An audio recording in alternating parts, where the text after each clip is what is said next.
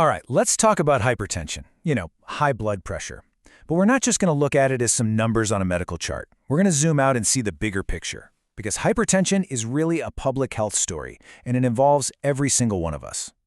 So let's kick things off with the big question that's going to guide this whole explainer. Is high blood pressure just a personal problem? Something that's just between you and your doctor? Or is there a lot more to it?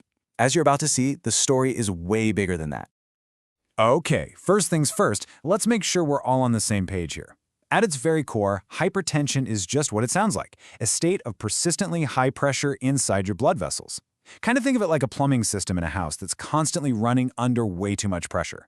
Eventually, something's got to give. And when we get down to it, the definition is super specific. Clinically, what they mean by high pressure is when your systolic pressure, that's the top number when you get your blood pressure taken, is consistently over 140, or when your diastolic pressure, the bottom number, is over 90. Those are the magic numbers, the clear signals that something needs attention. So, now that we've got the basics down, we're going to do something really interesting. We're going to completely shift our perspective. We're moving from a magnifying glass focused on just one person to a super wide-angle lens that looks at an entire community. This is the public health lens. But what in the world is public health anyway? Well, it's a pretty powerful idea. It's not about one doctor saving one patient. It's about what we as a whole society decide to do together to create the conditions that allow everyone to be healthy. You could say it's a team sport. And this right here really nails the difference. Clinical medicine, right? It focuses on you, the individual. Its goal is to treat a disease once you already have it. Public health, on the other hand, is looking at the entire community, and its main goal is to prevent that disease from ever showing up in the first place. One is a rescue mission, the other is prevention on a massive scale. So how do you even begin to study health across a whole community? Well, the main tool for that is something called epidemiology. You can basically think of it as the science of public health. It's like detective work.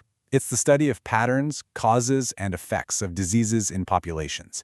It helps us figure out why some groups of people get sick and others stay healthy. So if epidemiology is the tool, what does it find? Well, it uncovers something pretty profound, that our health is massively shaped by the world around us. It's influenced by all these unseen factors that are often just as important as the personal choices we make every day. And these factors are called the determinants of health. And believe me, they are all tangled together.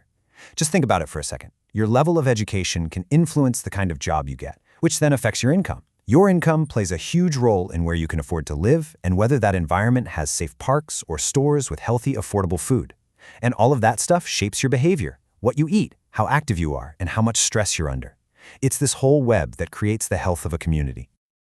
Okay, so understanding these community-wide factors, that's step one. But the next, and maybe most important, step is having a plan. And public health pros approach this with a really clear two-level strategy, a community battle plan to fight hypertension across an entire population. And that strategy is broken down into two main attacks. The first is called primary prevention, which is all about stopping the problem before it can even get started. And the second is secondary prevention, which focuses on finding and treating the problem as early as humanly possible. Let's dig into primary prevention first. This is all proactive stuff, not reactive. It means things like promoting healthy diets across the whole community, encouraging physical activity, and launching huge campaigns like the ones to get everyone to reduce their salt intake. It's all about making the healthy choice the easy choice for everybody. But what about all the people who are already at risk? Well, that's where secondary prevention jumps in. This is all about catching it early. It involves going out into the community to figure out what people need, setting up screening programs to find those undiagnosed cases, and then making sure those people get treated fast before any serious damage is done. Now, I know this can all start to sound a little abstract, so let's zoom right back in and look at how this public health way of thinking is actually being taught to the next generation of doctors. It makes these big ideas feel very real and very human. And this is so cool. In India, there's this really unique training program called the Family Adoption Program.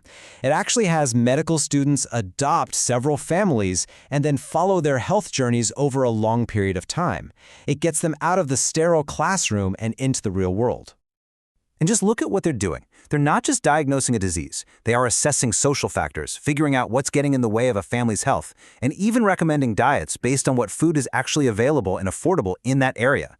They are learning to see health problems not as isolated issues, but in their full, messy, real-world context.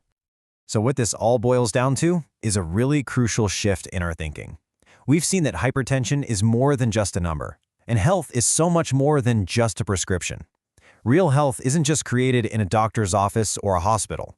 It's built, or sometimes it's broken, in our homes, in our schools, and in our communities every single day. And that brings us to one last thought to take away with you. Now that you have this public health lens, take a look around you.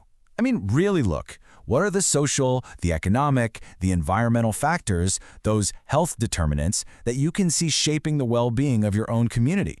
The answer, it just might surprise you.